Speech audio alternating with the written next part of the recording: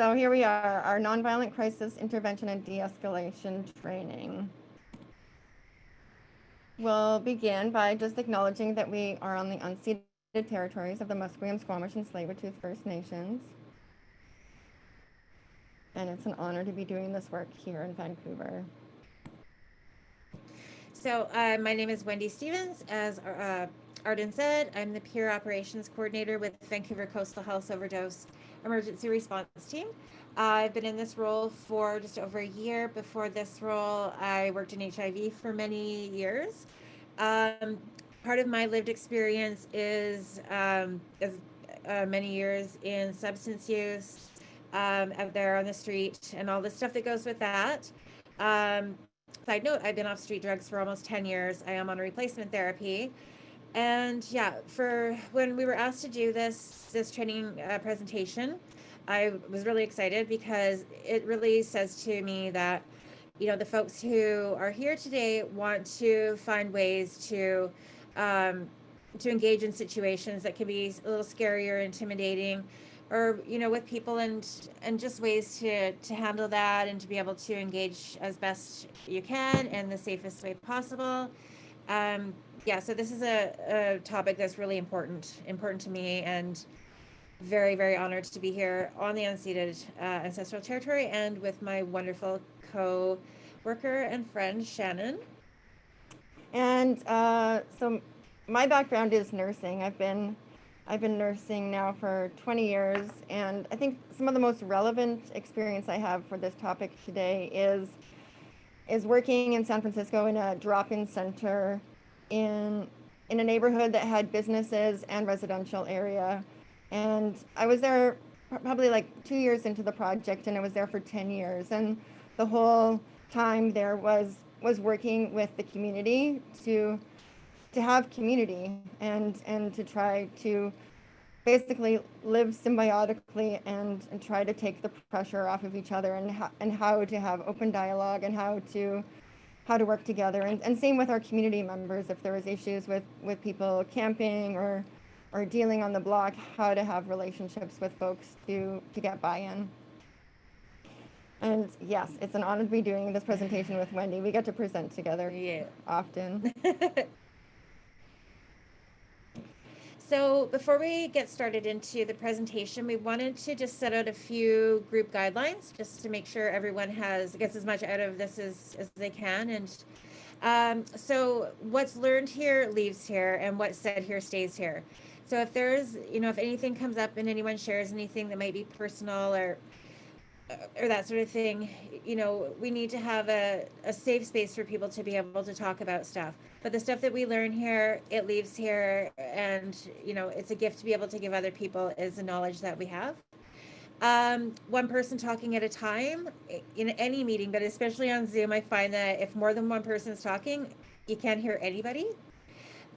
People first language, example would be a person who uses substances rather than a drug addict. Using I statements, you know, taking ownership of what you're saying, speaking for yourself rather than, you know, we think that's a really good idea, or we think that's really dumb. No, it's just individual. Some people are more extroverted and may be more comfortable talking, and sometimes that leaves not very much space for other people who are not quite so forthright or, you know, chatty or confident. So we just want to make sure everyone has a chance to speak and say whatever they want to say, and just generally to be respectful of others' opinions and experiences and all. And yeah. All right. And then we have a few objectives here. All right, I have them spelled out right here. So we want to define some key terms: de-escalation, non-violence, and empathy. Learn some skills. So learn some basic skills of de-escalation. Contextualize. So just how to contextualize each situation with a Venn diagram called drug sentence setting. So we'll introduce you to this concept. And then understand. So understand the importance of being trauma informed. All right, so we have a couple questions we'd like to ask you just to get started. And we will give you a minute to answer these questions before we screen share the replies.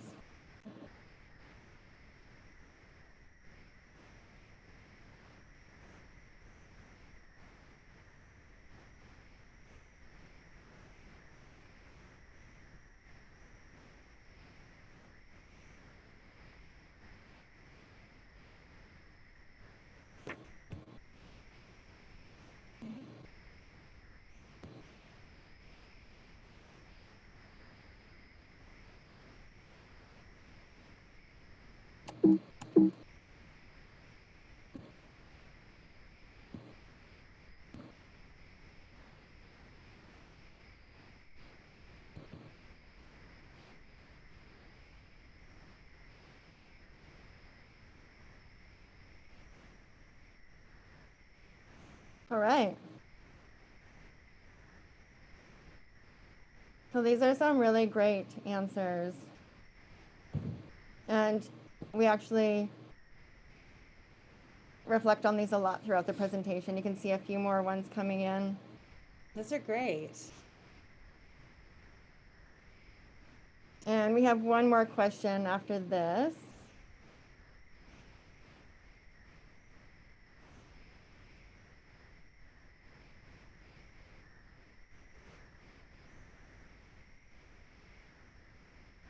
Yeah, good one.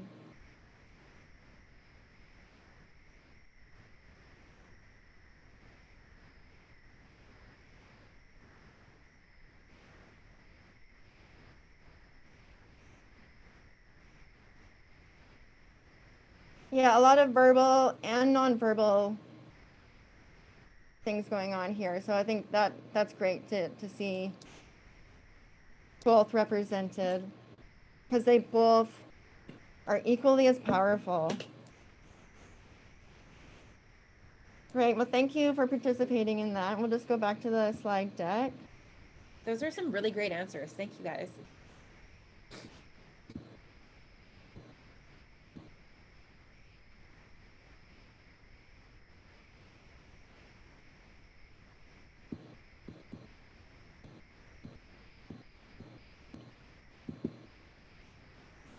Okay.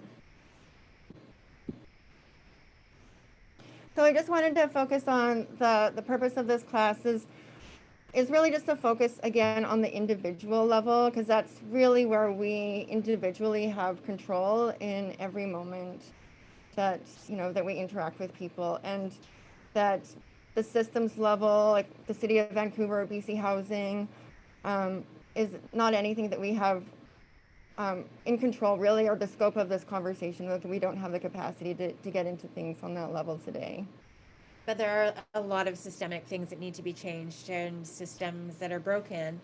And yeah, unfortunately today fortunately today we do have time to talk about some individual interactions and interventions that we can talk about and practice in escalated situations. So some definitions. We talk about de-escalation. So we talk about de-escalation. It's a behavior that's intended to prevent escalation. And non-violence is obviously the absence of violence, the choice to do no harm. And empathy is our ability to understand what someone else might be thinking or feeling, just trying to feel what they might be feeling or going through, and validating that and validating their feelings. And some of this is actually it's like the campfire rule, like leaving situations better than we found them. And that really speaks to the first two, the de-escalation and the non-violence. And it does require a certain skill set, and we'll just be introducing you to the concepts today. They actually take practice and work, and so I do have references at the end for you to do that, or to find some work teams maybe within your BIA. You have some scenarios to work through together to support each other. And then the empathy piece. This I think will help us. So the drug sentence setting Venn diagram that I have. I think this will also help us contextualize how to have some perspective thinking in some challenging situations. So we're going to start out with some de-escalation tips, and these are from the Crisis Prevention Institute. So the first one is be empathetic and non-judgmental. Whether the person is, becoming escalated and elevated over something that has really maybe no base in reality and what's going on in the moment. Just try to validate their feelings in the moment, and just try to empathize that whatever it is that's going on with them is very real to them. Try not to say things like, I understand. If someone is homeless and it's raining and they're hungry, and they're, having some mental health issues, to say, it's okay, I totally understand what you're going through, unless you have, that can come across as really condescending and really, really triggering sometimes for people. Maybe instead of, I understand, something like, you're obviously really upset, or, yeah, I can understand that you're upset about this. And validating feelings in the moment. Respect personal space. This one sometimes isn't necessarily intuitive in that way, that we have homes that we come from, that we, places where we've slept comfortably. If we're approaching somebody on the street that has been sleeping there or camping out all night, like, that is their personal space, and that's their safety zone. So anytime we approach somebody's space, just really be cognizant that is someone's area where they are protected. And so moving into that space is threatening, can be really potentially threatening. Yeah. And everyone needs a space that they feel safe. And, and for many of us, in our homes is where we feel safe. And for these folks, or some of these folks, their personal space around them is what they have, is their space to feel safe. I just want to make a note too. We have this background going, and I see that it's actually kind of problematic too. We can change it to our closet space, but I just thought the palm tree might be a little bit better. But if you have an issue with it, please just mention something in the chat, and we'll change it. So tip 3, non-threatening nonverbals. People got this. It was great to see your comments at the beginning. So it's true. Like any aggressive, fist clenching, I noticed that one, or crossing of the arms, staring, or not having eye contact, right? So it really is trying to hold your body in a neutral position, and really pick up on the cues that person that you're talking to is giving you. Yeah, and just, nodding when they're talking, like shaking your head, like, yes, I'm listening to you, I'm here, I'm hearing you, basically.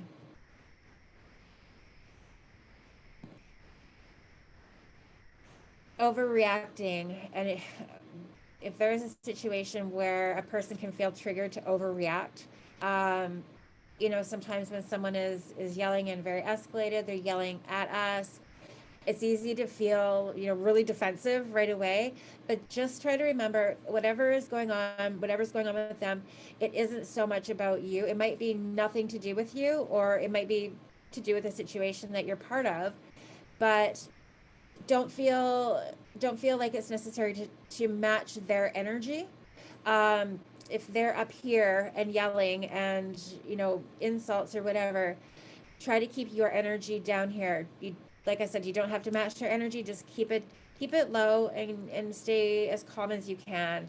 Because when a person is shouting and escalated, if you're not fueling the fire by becoming escalated too, generally people will calm down a lot faster, or become less escalated, quite a bit faster if there's no fuel for the fire. Yeah, and another analogy I've had for this is just the whole temperature taking. Like, if you are at a 10, like a red hot 10, chances are you're not thinking very well, and you're not making great decisions, yourself. So it is a time to take a pause and take a breath. In this, I got some great tips from a friend, a nurse colleague here, who helped the Calgary Police Department take on mindfulness practice many years ago. I believe it's been 8 years since they've taken this on. And I've included a video from a frontline responder conference where the trainer is speaking to frontline providers on mindfulness and meditation, and how this work really helps people take a breath in that moment, ground themselves, get perspective, and really have control over your reactions. Like when you have that chance to meditate, you're basically trying to recondition your mind off that list and back to breathing. So every time you do that, you're building that control in your own internal system. And this, like listening to that presenter, I'd really encourage all of you to check it out, because he really is talking based on science. Like all the examples he's giving is all scientific based. And so if you've never come to this yourself, it really is a great tool that you can work on individually to help with overreacting and many other pieces in this conflict management. So focus on feelings. It's kind of like what I was saying a minute ago about not focusing on what the person is upset about. For example, someone might look at you and think that, you're the police, or, you're here to take them to Mars or something. Sometimes, there's a lot of people out there who have a lot of different mental illnesses that, their stuff isn't super bound in reality. But there are most people who have real grievances with what's ever going on. So instead of focusing on what the situation is, just focus on the feelings in the moment. Okay, I can tell you're really upset about this, or, so you're feeling frustrated because this bus went by and splashed you with water, or whatever the situation is. But just focus on the feelings in the now. Yeah, that can go a long way, and validate the feelings. Yeah, I can totally understand why you're pissed off that, that guy went by and yelled at you or gave you a dirty look. Just focusing on the feelings and validating the person's feelings, not so much what's going on, but just the feelings. Most people are not used to having their feelings validated, and that can kind of take the wind out of someone's escalation when you're acknowledging and validating their feelings.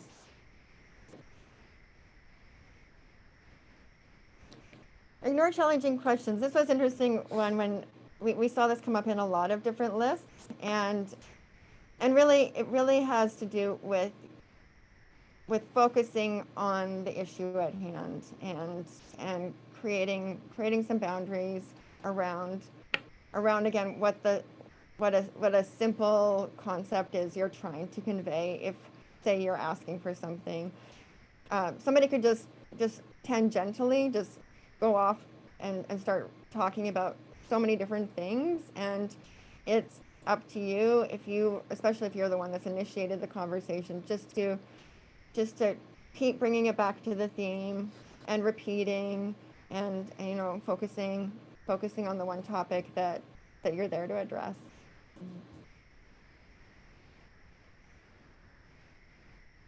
And this really, I think, is kind of similar to this last one. So set limits, be simple, clear, reasonable, and enforceable. Just keep things, just really simple and clear. Yeah, we have a couple of examples that we'll talk about in a bit that we can give more of an example with these. But yeah, simple, reasonable, and enforceable. It's not the time to start, talking about super complicated what ifs or what if nots or I'm going to. Just simple, clear, reasonable, and enforceable. Choose wisely what you insist upon. I don't know if it's a good example, but an example might be someone is sleeping on your steps. And this is an example we'll use a few times. If someone is sleeping in your steps or in your doorway, and, if you wake them up, you want them to move. Okay, wake up. Okay, and they're escalated, and you're telling them you have to be off my steps in 2 minutes, 2 minutes, or I'm calling the police or whatever. Just choose wisely, give them a moment, give them a few minutes of just trying to engage with them or whatever. But lots of people are used to having lots of these things thrown at them. So just think about what's the most important thing in this moment or in this situation, and just focus on those and the feelings and validation and stuff. And allow silence for reflection. So this could be in the moment. Again, that moment, if you are feeling too escalated and you know yourself, you can't think right now, to take a pause. And also just not have that rambling thought. Like if you're just talking, you yourself can't also process, and also that person can't take a minute to really even synthesize what you just said. So in the moment, and also this could also mean you come back, right? This is someone that's living in your community. They're living on your block. You're going to need to build relationships with people that are your neighbors. And so they're going to be there tomorrow. They'll be there the next day likely. And just come back and connect if in that moment things just are too heated. Allow time for discussions. It's always a good idea to have, to let the person kind of say their piece as well.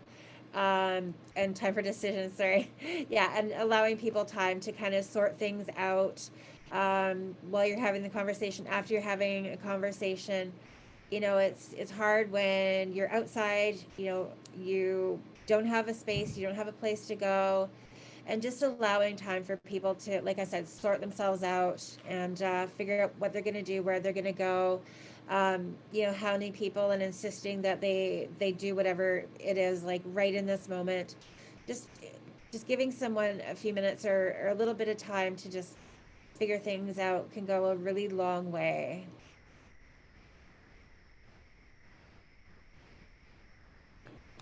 Okay, so here's the framing. This is the kind of like the Venn diagram. You'll see a lot of this if you search for images, and also content, like just text-wise online on drug setting.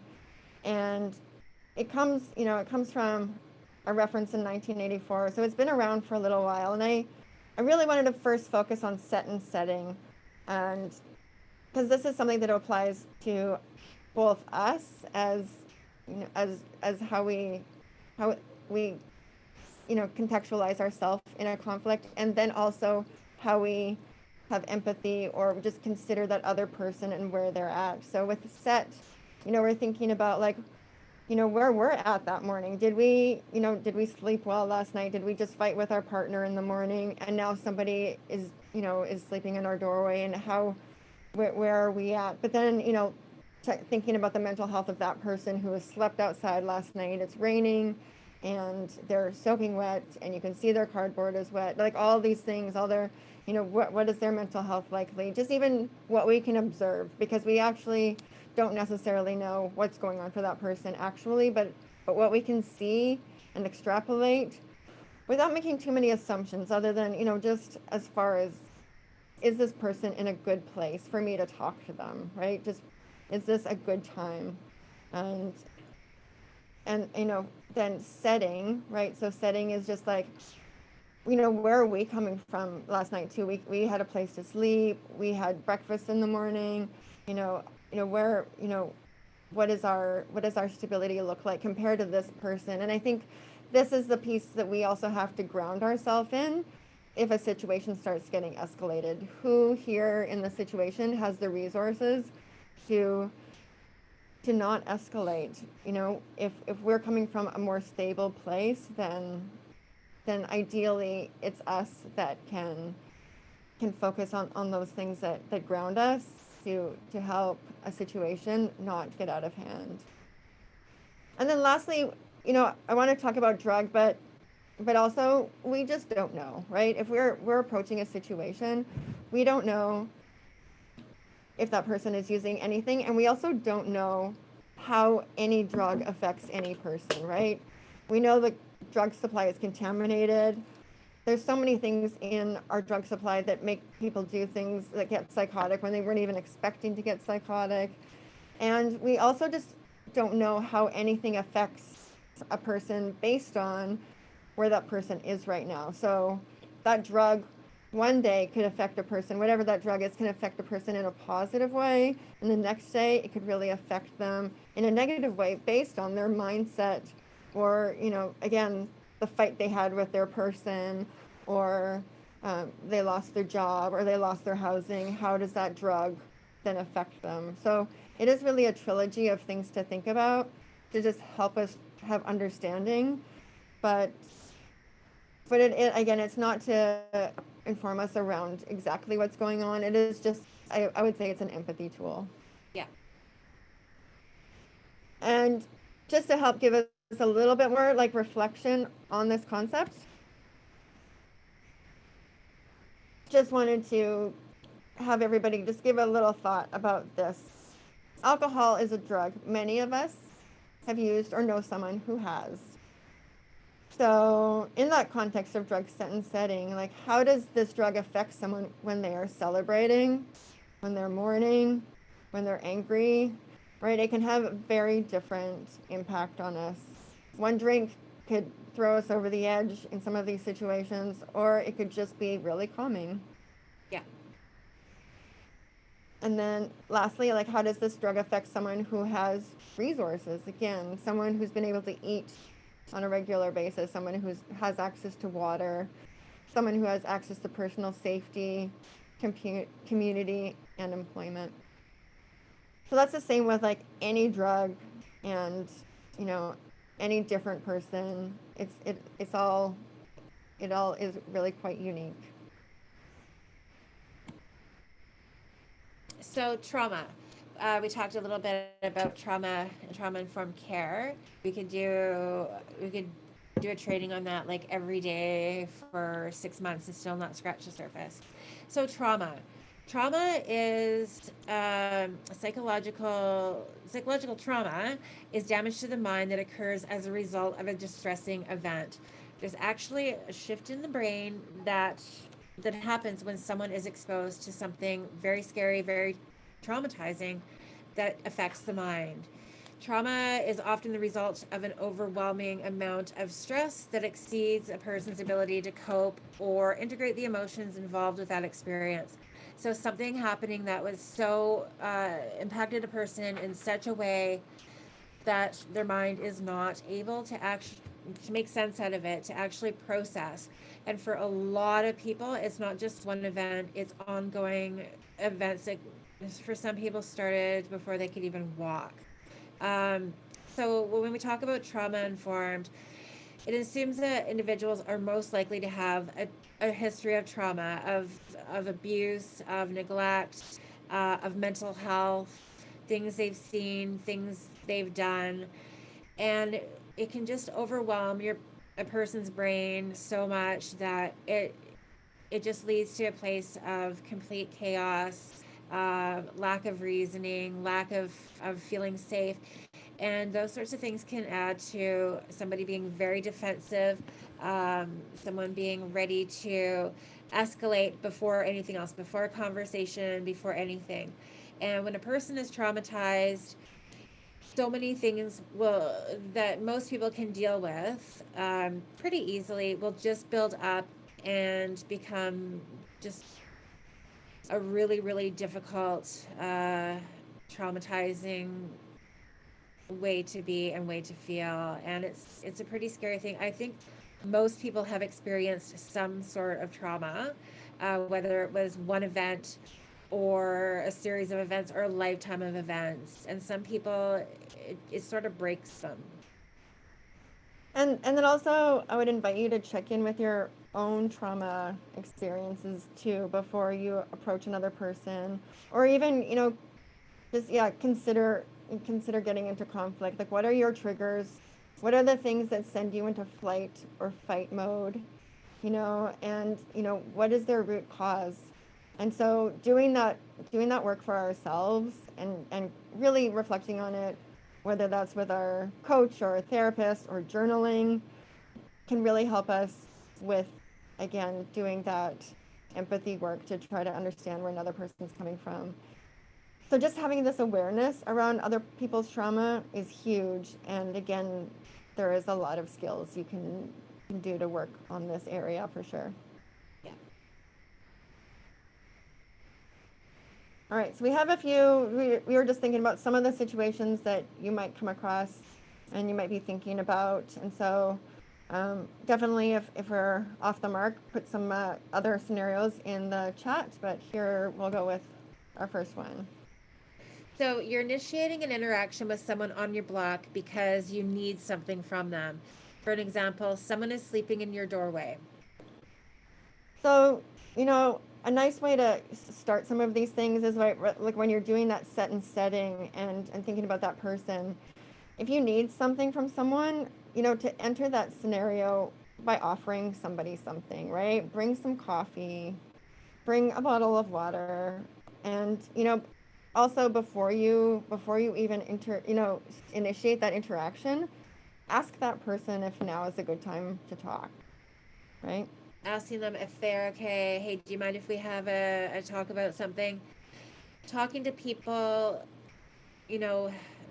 on sort of on a peer level, not because there is a power imbalance. As someone who's asking someone to do something, there's a power imbalance. So just, being mindful of how you approach them, what you say.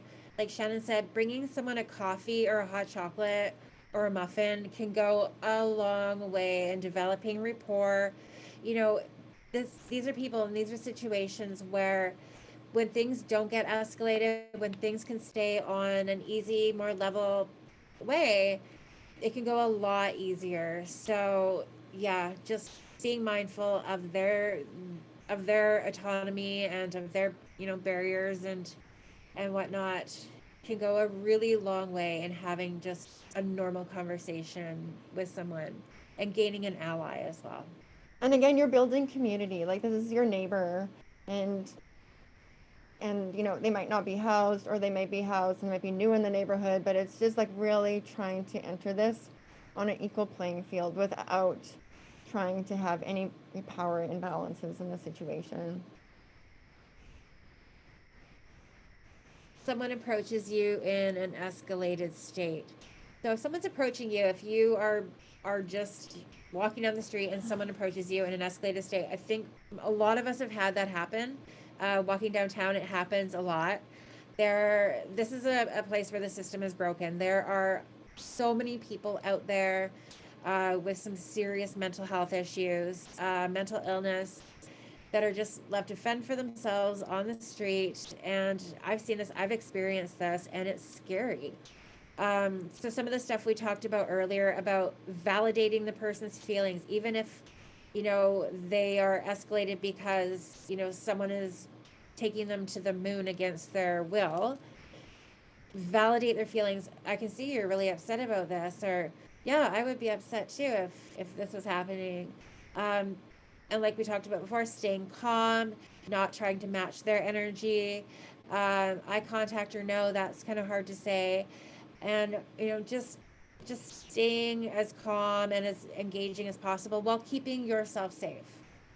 Keeping yourself safe, trust your gut, and really keep in mind that personal space. Like, if someone's getting in your personal space, like, let them know, like, I need you to stand back. Like, I can hear you from over here if you need something from me, but I can't hear you if you're going to come into my personal space. That's my safety zone. Yeah, and that's a barrier. It is a boundary. Yeah, set up boundaries. People need to hear them. If they can't hear them, then that's when you need to leave.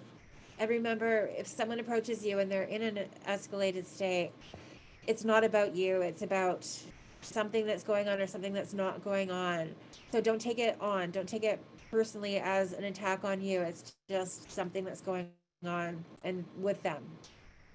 And then our last one is you witness an interaction where someone's safety is compromised. And so this next slide just has a few cues on this, and this is really bystander intervention.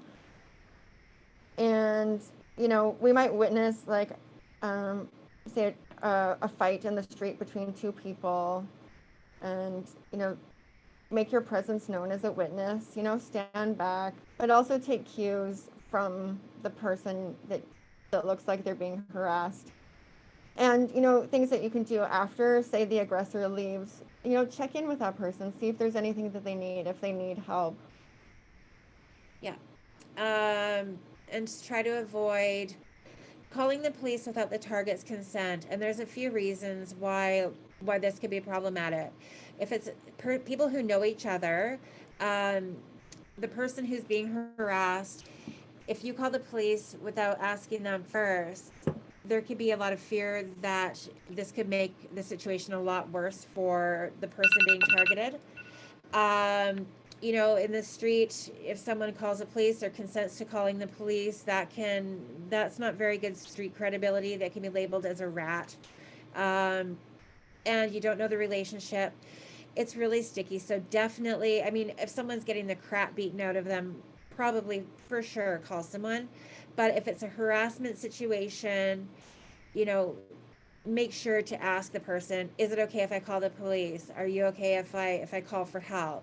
It might seem counterintuitive, but it could really cause a lot of more issues for the target. Yeah, and just even in a non-violent situation, I had a friend who was working on Granville, and there was a man cutting off some bandages with a knife on the street. He doesn't have a home, so he doesn't have any private space, and so he has this space to remove his bandages, and people called the ambulance for him, but they didn't ask him if he needed the ambulance, so the ambulance arrives, and it's just a complete waste of services because he didn't need it, and now there's ambulance attendants have come to the scene that actually wasn't an emergency. Yeah, exactly.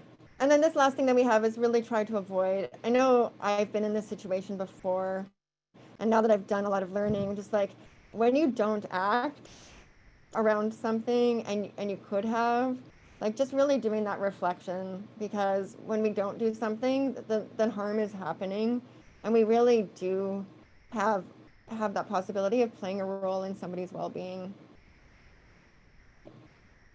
All right, we're almost done here. I just wanted to share, I have a bunch of resources here for y'all to either take some classes at like SFU or the Justice Center.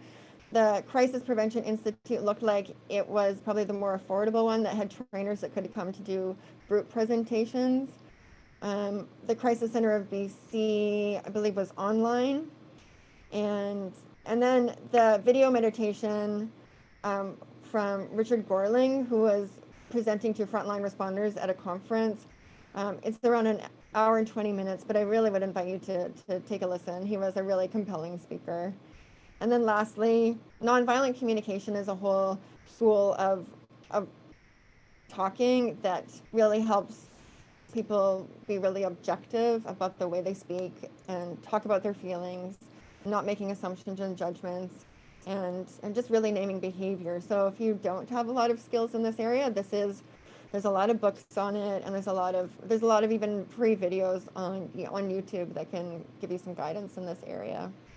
Also, if you've experienced one of these situations or this happens to you, it's really important that you debrief after and you talk to someone, you talk to a friend, you talk to a counselor, because it can be really scary and it can be really traumatizing when, you're out on the street, somebody approaches you who's escalated, or you're part of a conversation that gets escalated. Talk to someone about it. It can be very, very scary, traumatizing thing to hang on to. And just for your own good, like for your own well-being, it's important to get that out. Yeah. And this is our last mentee.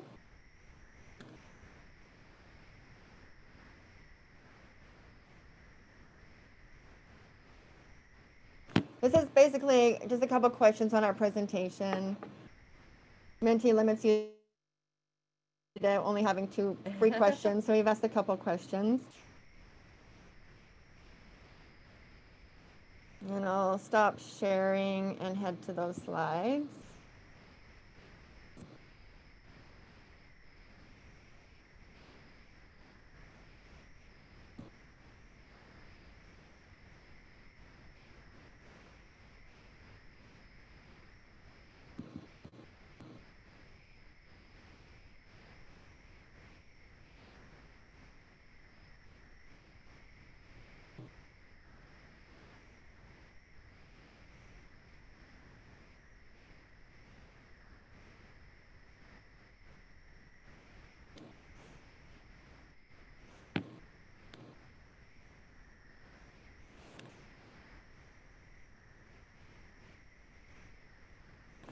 Also, if you don't have any thoughts in the moment, please message Nicola or Arden, and we would love to take your feedback. It's really important for us to hear if things work or not in a training. More scenarios? Okay. Awesome.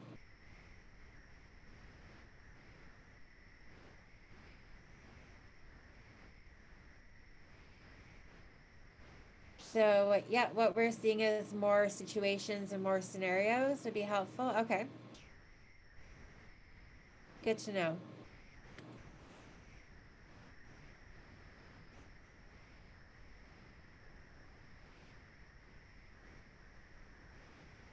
You know, I can speak on this a little bit actually at the minute. So I mentioned that I worked in San Francisco at a place called the Mission Neighborhood Resource Center, and some of the things that we did there to build community with both the neighbors that were their businesses or residential, and also the people that we served that were homeless or marginally housed. We had meetings, like we held meetings for everyone so that people could talk and meet each other.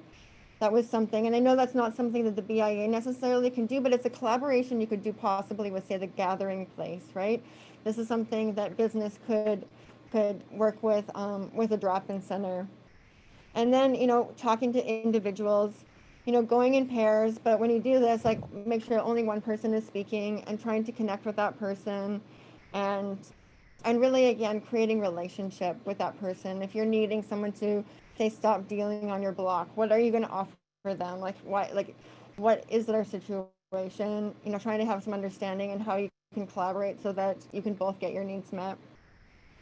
And another thing that really worked very well there too is something I think the BAA could consider, you know, supporting, say, someplace like the Gathering Place that maybe has people that are looking for some soft skills or some employment. Is like we had a street cleaning team that cleaned our block, and so it was a group of people that cycled through every 2 months and just learning how to work together and show up and you know, take care of the neighborhood. Like it was such a beautiful program, and it really gave back to everybody that was involved in it, both the neighborhood and the people that were working on that team. Right. So someone asked good questions to ask someone who's struggling. I really like that because it shows some empathy and it shows, you know, wanting to help. I think a good question is always what do you need? What do you need right now? If they talk to you and say, you know, I'm hungry or I need a place to stay, maybe Google some shelters with them, Google a place they can get a free meal. If they are needing to get, if they're wanting to go into treatment or wanting to get on a safe supply, you know, just asking them what they need and, you know, doing what you can. And if you're going to help them, don't, you know, try not to make promises you can't keep and stuff like that, but asking people what they need is a big thing, and a lot of people don't get asked what they need or what can I do to help you. Okay, we have one more question, and we also have somebody from the VPD that might be able to answer some alternate resources before calling the police. But what were your key takeaways from this session?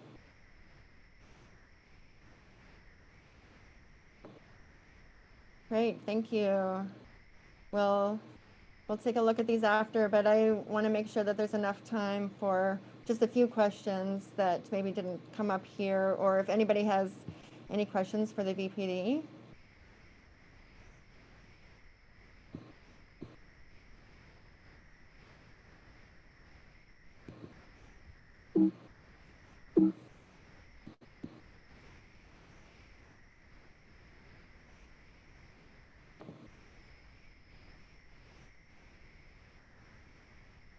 We do have some questions in the chat, Shannon and Wendy, that maybe we can touch on quickly because being mindful of time, we only have about 7 minutes or so.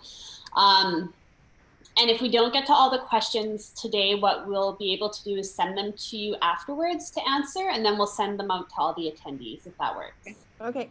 Okay.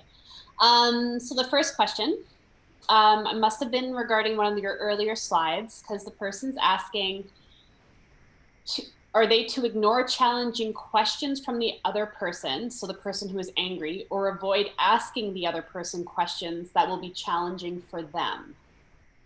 That's a good question. I think both.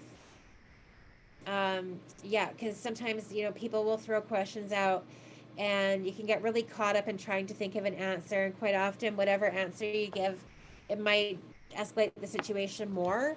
So yeah, just ignoring those questions, but also avoiding asking people complicated questions that can, in a, kind of an inflamed situation, that can just put a person in a place where they feel really, kind of, pushed into a corner or flustered or, not willing to answer. So just keeping the conversation really, really simple and very surface. Shannon, did you want to add something? No, I think that's Okay. Okay, great. Another question. Do the strategies change if the exchange is between myself and a group of people instead of myself and one other person? So for example, asking a group of people up to 5 to move away from a doorway. Yeah, I think there's definitely it's more challenging to speak with groups of people. There is more of a safety issue. Also, say if we come as a team of people, more than 2 or 3, to speak to one person, there is an imbalance.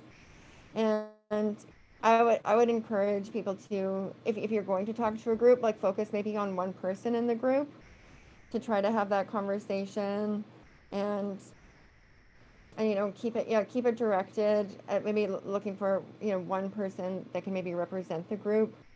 That doesn't always happen, but yeah, I agree. I've been in situations where when I was living downtown, I lived very close to Granville Street, where people would be partying, and then after the bars would close, they would kind of congregate right in a space that was right below my bedroom window, and it was really, really loud. So a couple times I got pretty angry, and I went down and just trying to find the one person who's kind of the most, well, in that situation, the least drunk and the most, sort of easy to talk to. When you do that, when you talk to people in a way that's sort of respectful, it can hopefully kind of align you with the person that you're talking to. And I've had a bit more luck with that. Okay, great. So unfortunately, we're not going to have time to get to the rest of the questions, but like I said, we will track them. We'll send them to you guys to answer, and then we'll be able to send them out to everybody to just make sure that everyone's questions get answered from the webinar. Great. So that's all the time we have for today. Thank you, Wendy and Shannon, so much for all of your great content. I'm sure it provided to be quite useful for everybody attending, and we really appreciate your time. So to all the participants that are on the Zoom call today, you're going to be receiving a follow-up survey via email this afternoon. And we appreciate hearing from you, basically, and hope you'll find a few moments to fill it out and let us know how we did. So that's it for today. Thanks, everyone, and we'll see you next time. Thank you. thank you. Thank you. Bye, guys. Bye. Thanks.